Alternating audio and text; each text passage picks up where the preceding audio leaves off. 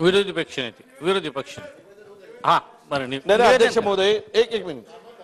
हो थांबा ना, हे संपल्यावर निवेदन. नाही हे काय आहे? म्हणजे मी नाही हो मंत्री महोदय,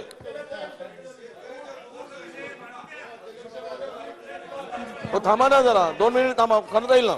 त्या अध्यक्ष महोदय, या ठिकाणी अंतिम आठवडा आणि 293 ला उत्तर माननीय मुख्यमंत्री माननीय उपमुख्यमंत्र्यांनी दिलं.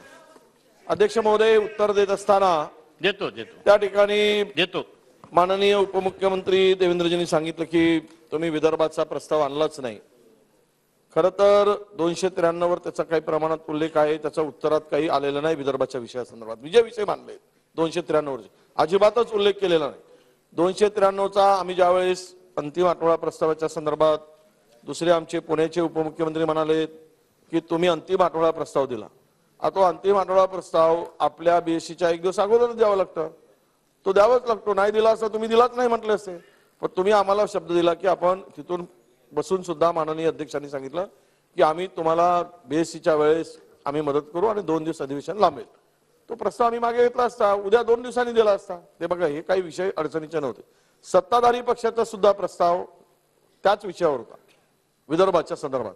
मग तो प्रस्ताव आता होताच. तो त्यावेळेस सांगितलं की आम्ही तो प्रस्ताव मागे घेतो. तिथेच सांगितलं, आमच्या बीएससी मध्ये सांगितलं. कोणी सांगितलं? अध्यक्षांनी आणि सन्माननीय त्यावेळेचे दोघं सगळे सरकारने सांगितलं आम्ही तो मागे घेऊ, वेळ कमी पडत असेल तर. आणि तो मागे घेतला.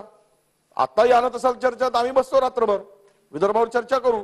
पण आम्ही प्रस्तावच आणला नाही. तुमचा प्रस्ताव होता, त्यामुळे आता डबल. मागच्या वेळेस काय झालं, आम्ही प्रस्ताव दिला की त्याची कमी करायची, तोच विषय पहिले घालायचा.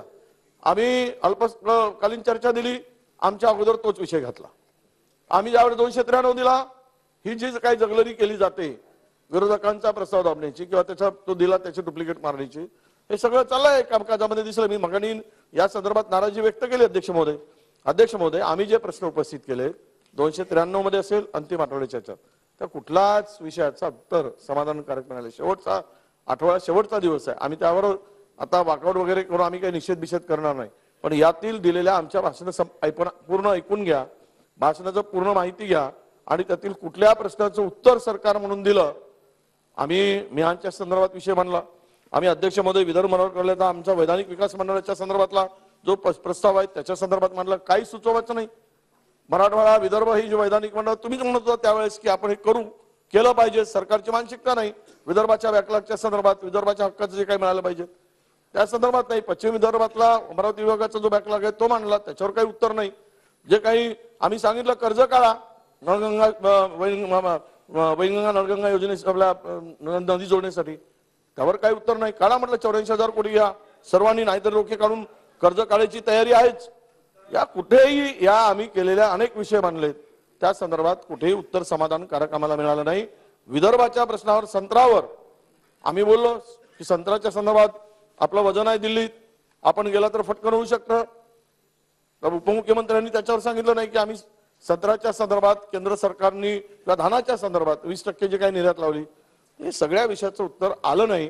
आम्ही विदर्भातले अनेक प्रश्न मांडलेत, पण आमच्याकडे आम्ही मानलंच नाही असा संदेश जाऊ नये. आम्ही या सगळ्यामध्ये त्याचा उल्लेख केलेला आहे, हे मी नमूद करतो अध्यक्ष म्हणून.